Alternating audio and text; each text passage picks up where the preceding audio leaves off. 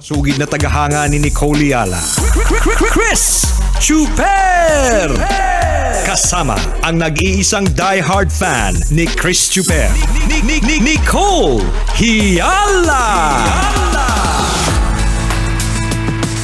Mula sa Mahiwagang Burnay, ang kwento.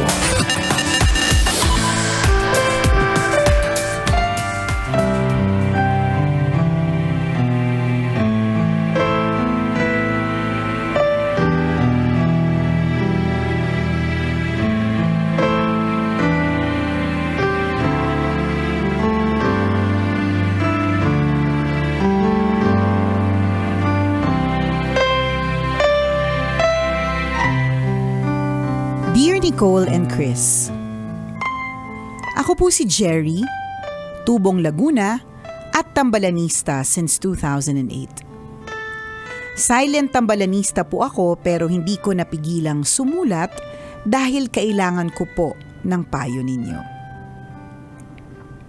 Masayahin akong tao, tambalan. Palabiro, kapag kasama ko ang barkada, ako yung joker. Halos gumulong kaming lahat sa katatawa. Pero simula na mag-asawa ako, madalang pa sa patak ng ulan kung makita ko ang barkada.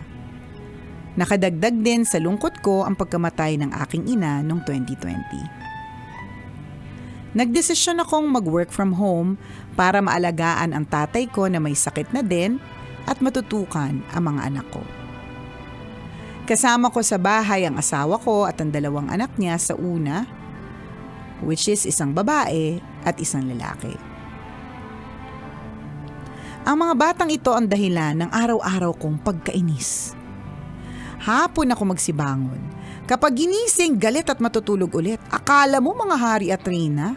Sa halip na itulog ko na lang, kailangan ko pang tapusin ang mga gawaing bahay.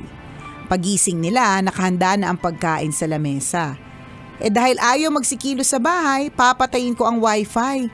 Bubuksan lang nila ulit at babaliwalain yung ngit-ngit ko.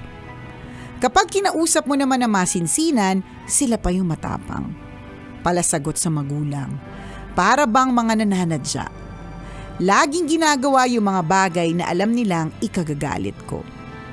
Kinausap ko na ang asawa ko tungkol dito pero pinagsimulan lang ng pagtatalo. Huwag ko na lang daw pansinin.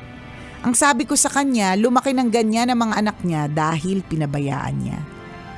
Hindi ko naman madisiplina dahil hindi naman ako ang ama. Sa sobrang inis, makita ko palang sila sira ng araw ko. Hindi ako makahinga at parang aatakihin ako sa puso. Inaabangan ko na lang kung anong mali na naman ang gagawin nila araw-araw. Nagpa-check up ako pero dahil normal naman lahat ng findings, nirefer ako sa psychiatrist. Ang sabi ng doktor, iwasan ko daw ang nagpapatrigger ng anxiety at stress ko.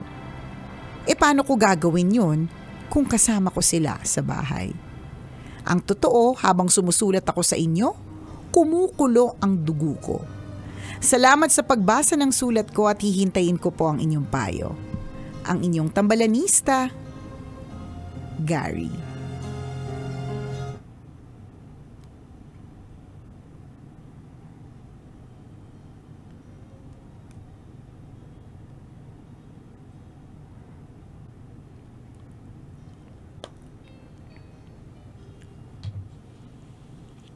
Hi, Gary! Nakumukulo-kulo-kulo ang dugo sa mga sa mga bata. Hindi namin alam kung anong edad ba yan eh. Kasi feeling ko understandable siya at a certain age. Kasi naniniwala ako na kapag yung talagang medyo bata pa talaga, they're meant to play. Ano talaga nila yun? Kaya nga 'di ba nakakalungkot yung mga batang nasa kalsada kasi dapat yung mga oras na yun kung hindi sila nag-aaral, dapat naglalaro lang sila at hindi sila dapat na nagtatrabaho at humihingi ng pera, 'di ba? Kasi nga pag bata, yun lang naman gagawin nila. Parang hindi mo pwedeng pigilan sila dun sa kanilang natural natural sa kanila nature na nila oo yun. na ganun lang pag ganyang edad ano talaga sila, hindi pa sila nakakapag-isip ng tama. Meron nga akong kakilala Eto na, partner.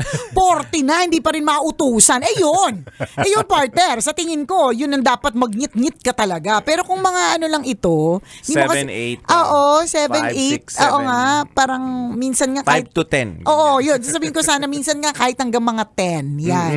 Parang dapat ikaw yung mas magbigay ng pag-unawa at Yes. pag-intindi, 'di ba?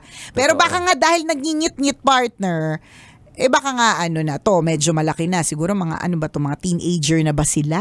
Ganyan. Na parang feeling mo dapat natututo na talaga sa buhay. Ganyan. Sabi mo, hindi mo madisiplina kasi hindi ka ang ama. So, anong role mo dyan? Diba? I mean, baka nga hindi ka nila ama sa dugo, diba? Pero dahil asawa mo naman yan, dapat meron kang role. 'Di ba? So, yung ganyang klaseng eksena, yun yung dapat nating i-resolve. Ano ba talaga yung role mo diyan? Kaya kasi, 'di ba, parang yun yung medyo hindi na-establish. Kundi wala lang yun sa bahay natin. Huwag nating pansinin kung patayin niya yung wifi. Huwag nating pansinin kapag nangingit-ngit na sa galit. Kasi hindi nila na-establish yung role mo. Kaya siguro yung respeto wala doon. Correct. Parang ganun. Yun yung pakiramdam ko lang naman sa chismosa. Sa buhay ninyo, 'di ba? Sa pakialamera at pala desisyon sa buhay ninyo, yun lang naman yung feeling ko. So ano ang edad? Kapag bata pa, intindihin talaga. Pagpasensyahan mo muna. Ganun kasi talaga Minsan nga 'di ba yung mga bata, aasarin ka pa nila yung kapag sinabi mong wag mong gawin, mas lalo nilang gagawin. Kasi nga yung utak nga nila hindi pa fully developed. Hindi pa nila masyadong naiintindihan yung tama at mali, ganyan. Maaring naiintindihan nila pero hindi pa yung ganun katulad ng pag-intindi natin na may edad na may wrinkles na at medyo kulubot na at papunta na sa pagbulok, di ba? Iba yung understanding natin sa understanding nila. So we do not expect na parehas. Di ba? Ganun. Magandang point yun, yung mga sinabi ni partner. Since galing ka na sa doktor, sasabihin ko sana, kailangan mong i-assess mo muna yung sarili mo bago sila. So, sinabi sa ng doktor na normal naman lahat. Normal ang findings. So meaning, wala kang kondisyon, walang special condition. Siguro, hindi mo lang dina-assess ngayon yung anger management mo. Test of patience, na parang madali kang matrigger sa mga bagay-bagay, which actually malamang sinabi na rin ng doktor mo. Kaya dapat siguro ibigyan diin mo din sa sarili mo na kailangan mong gawin ito. Kailangan kong i-manage yung temper ko. 'Di ba? Kung alam ko ang bagay na ito ay nagtitrigger sa akin para magalit, iiwasan ko. Practicein mo 'yon. Paano? I-emphasize mo 'yon sa sarili mo. Kasi hindi naman sinabi. Kung nakakarinig ka ng kulo ng sinaing.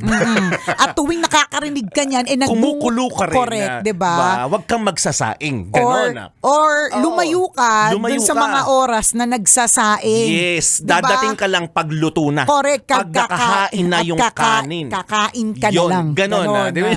Yung mga sample na naisip namin, pasensya ka na. Pero parang ganun yung gagawin mo. Tama yung sinabi yung advice sa'yo ng isang professional, which is the doctor, na totoo, iiwasan mo yung mga bagay na magti-trigger sa'yo ng galit. Yes. At mo, paano po ay magkakasama kami sa bahay?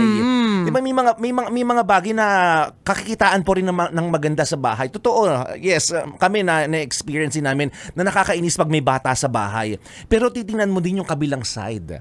Di ba? Pag tiningnan mo pala, pag kinalaro mo naman pala yung bata, masaya naman pala silang kabanding. Ano ba yung gusto ng mga bata? Ano yung hinahanap nila? Playmate ba? Di ba? Masarap na pagkain ba? Mother or father figure ba? Tito figure, makikilala mo yung mga batang yan at magugustuhan mo yung presensya nila kapag nakuha mo yung gusto nila. So aalamin mo yun. That's your assignment. Gusto pala nila ng playmate. Yan. So yun ang magiging ko. Ang sabi ni partner, magiging role ko. Playmate para magkasundo kami. Totoo. At pag nakita mo yung smile ng bata, pag nakita mo kung gaano sila ka-loving and adorable, baka hanap-hanapin mo sila. Baka, hindi mo pa nakikita yun eh. Hindi lang yun, partner. Baka ipa-delete mo tong segment na to. Binabawi ko na ang lahat ng sinabi ko. Totoo yun, ha? Kakainin ko na lahat ng sinabi ko pabalik. Ganun. Correct. Totoo yung sinasabi ng mga tao na kapag may bata sa loob ng bahay, masaya ang bahay. Mas magulo pero masaya. Tingnan mo yung aspeto na yon kasi marami na nagpatunay niyan na kapag may bata sa loob ng bahay, it's a happy home. Totoo. So wag mong tingnan sa aspetong pag may bata magulo, pag may bata pangit, pag may bata nakakakulo ng dugo, hindi ganon. Hanapin mo, kagaya na sinabi ng doktor, find your happy triggers. Ano yung mag-stimulate sa'yo ng happiness? Correct. Sa bata meron yan, tingnan mo lang. Oo, Wag mong hahanapin mo lang. sarahan yung pangunawa, wag mong sarahan yung mata mo na pag may bata, Nakakairita. pwede palang maging masaya. Totoo yan. Na minsan kasi tinitingnan natin sa anggulong, ang kalat. ingay-ingay, ang kalat-kalat, ang gulo-gulo, ang dumi-dumi. Oo. 'Di ba? Pero kasi ganun talaga eh. They are kids. Alam mo, dadating yung panahon, malulungkot ka kasi kahit gusto mo maging magulo yung bahay mo, hindi na magugulo yan kasi wala nang batang manggugulo dyan. Totoo. Kahit na gusto mong magkaroon ng mga kalat, 'di ba? Na nung araw eyesore para sa'yo, masakit sa mata mo. Dadating ang panahon pag nagsilakihan na yung mga yan, wala na. Kahit gusto mo may mga nakakalat dyan na mga kung anok-anok, 'di ba? Wala na talaga. 'Di ba? Totoo. So, wag nating hintayin yung magsisisi ka na sana pala nung bata sila. Kung kailan sila nandito lahat. Yes. Di sana mas binigyan ko sila ng pansin. Pero alam mo, partner, dun sa first part of the story, sinabi niya na joker siya. Oo. Sinabi niya na palabiro siya, Oo. na gumugulong sa tawa ang mga tao kapag magkakasama sila. Natigil lang kasi nung nag-asawa siya tapos madalang na niya makita yung kanyang barkada. Maaaring baka may factor din ito, ha? Baka hindi lang nasabi ng psychiatrist. Charot. Baka busy siya nung araw na yun. Baka busy siya o baka hindi mo nabanggit. Pero Oo. maaari kasing kaya ka rin nagingit-ngit o kaya masungit ka or maininting ng ulo mo kasi kulang ka na din sa pagmamahal or kulang ka na din sa ikaw mismo, wala kang joy sa puso. Totoo naman 'di ba? Bakit minsan yung may mga ibang tao, ang sungit-sungit niya, ba't kaya siya masungit lagi? Kapag kainala mo yung kwento, kasi ang lungkot ng buhay niya. Meron siya mga pinagdadaanan na hirap siya at hindi siya makakope. Kaya ang nangyayari sa kanya, lagi na lang siyang nega. Ganon. O, tingnan mo yung sabi niya nga, di ba? Habang sinusulat ko ito, kumukulo ang dugo ko. Totoo. See the burden. Correct ka. Wala na, yun yung nakikita ko na parang wala na yung joy na yan sa puso mo. At maaaring kung hindi mo nakikita sa bahay, pwede mong ibalik dun sa part na palabiro ka, joker ka ng barkada. Pwedeng once in a while, lumabas ka kasama ng barkada mo. Hindi naman bawal pag may asawa yun. Pinagsabihan ka bang bawal? Kaya nga Wala eh. naman sabi natigil lang ito simula na nag-asawa Correct, ko. di ba? Hindi mo sinabing natigil ako kasi bawal lumabas sabi ng True. asawa ko. Wala Hindi ganon. kang sinabing ganon. Oo. Tapos wag mo nang bawiin, nasabi mo na. Yun ay sinulat mo. wala nang baguhan. Correct. Natigil ang lahat ng ito nung nag-asawa ko. May nagsabi ba sa'yo? Correct. Gets namin na when you have a married life already tapos meron kang kids tapos madaming tao sa bahay ninyo, nandun ka talaga sa zone na married life zone, 'di ba? With kids zone. May ganong zone. Kala nyo wifi lang. Kala mo zone 79 Correct. lang? Kala mo safety zone lang ang meron. Hindi. Kala nyo danger zone ay, lang? Ay, wala. Walang panis yan lahat ng mga zone na yan, di ba? Kala ninyo, zodiac sign lang meron. Pinilit. Akala nyo kids zone lang lahat meron? Sorry. Walang ganon. Di ba? Meron pong zone na married life with kids zone. And Okay. kapag napasok ka dun sa zone na yun, talagang magiging busy ka. Yung minsan, may nag-message sa'yo na kaibigan mo, nabasa mo pero hindi mo na-replyan dahil nakalimutan mo na dahil ang dami mong inaasikaso sa loob ng bahay. May ganyang zone. Correct. Diba? At nandun ka. Pero kung nandyan ka masyado sa zone na yan, gets natin, very good, you're being a responsible parent and father. Pero kung yan din yung dahilan kung bakit ka nagiging masungit, ganyan, may pagsulat ka sa amin na kumukulo ang dugo mo, once in a while, umalis ka sa zone na yan.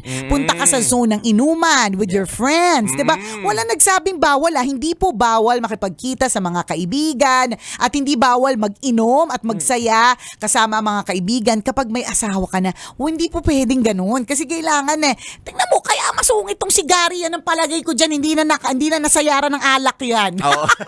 Hindi na nakapagbida-bida kasi maaaring yung nafe-feel niya yung importance niya, yung ambag niya sa buhay kapag ka nagkukwento siya sa barkada, 'di ba? Yan yung ganun eh. At kailangan din natin once in a while na ganyan yung makaramdam tayo ng excitement, masaya, baka ganun. Kulang ka lang sa alak, baka.